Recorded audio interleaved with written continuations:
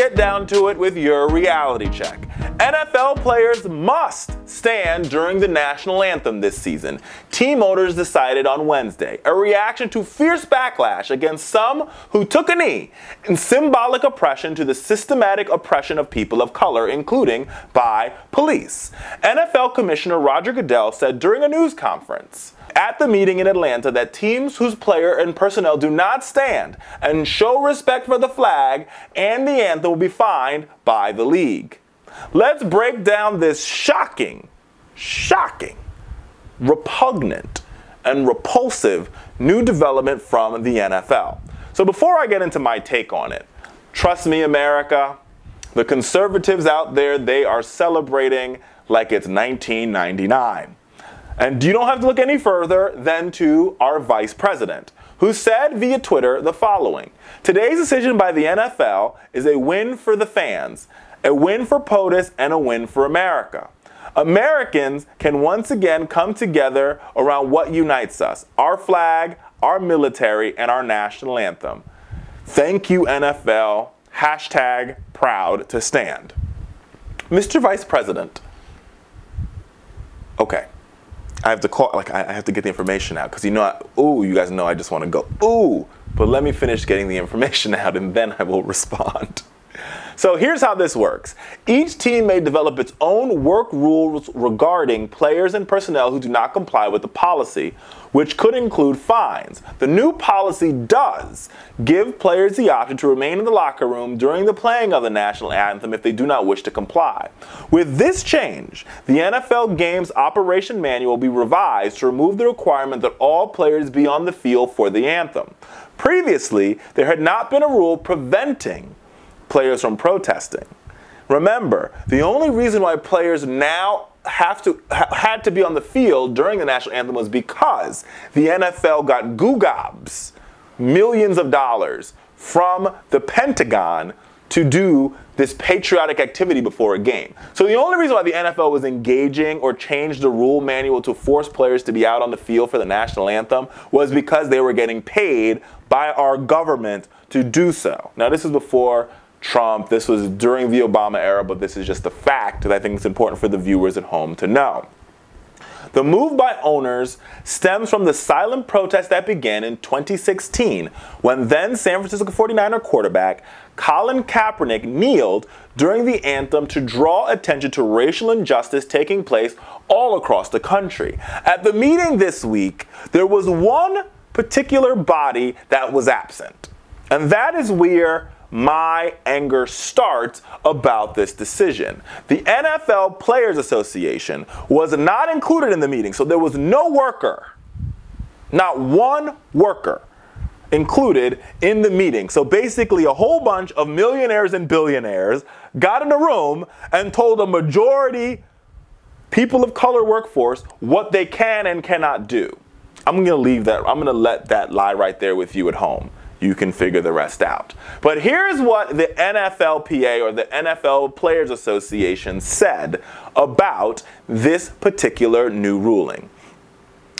They said that the union will review the new policy and challenge any aspect of this policy that is inconsistent with the collective bargaining agreement created between the NFLPA and the National Football League. Now, let's be very clear. The assessment of a fine is something that is literally can only be negotiated between the NFLPA and the NFL. The fact that these owners got in a room and said there was going to be a fine for those who choose to kneel during the national anthem speaks to the fact that this is going to happen in the darkness, all because President Trump was trying to create a smokescreen from the fact that his popularity ratings are in the toilet, and the best way to stir up his base is by having these fake conversations about American patriotism.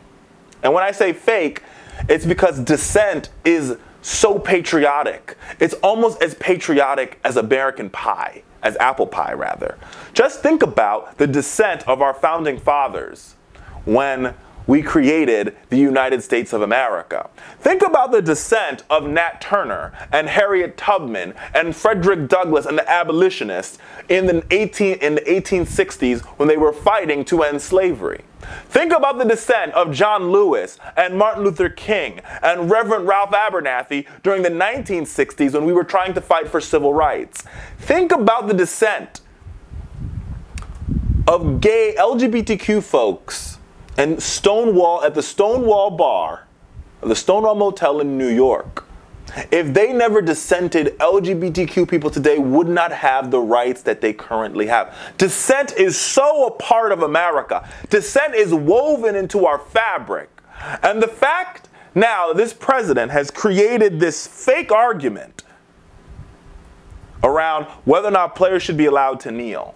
But let's be very clear, America, because we here at the Fowler did some research and we looked up, because you know there's actually federal regulation, right, around what we do and do not do with the flag. It's called the Flag Code. It's Section 4 of our laws. And in that code, it says the flag cannot be worn. The flag cannot be, you can't put insignias on top of the flag. You can't wear it as a bandana. You can't use it as a drape. You can't use it to cover your ceiling. But the funny thing is, America, if you ever pay attention to conservatives, you can't even wear, you cannot wear the flag. It is against U.S. code to wear the flag. Last time I saw a Tea Party march, I think half of the march they were wearing the flag. So if they were talking about the NFL players being unpatriotic, everybody that's ever worn a flag, that's an American flag bandana, that's an American flag bikini, that's an American flag t-shirt, that's if you have an American flag drapes, any of these things, you are in violation of U.S.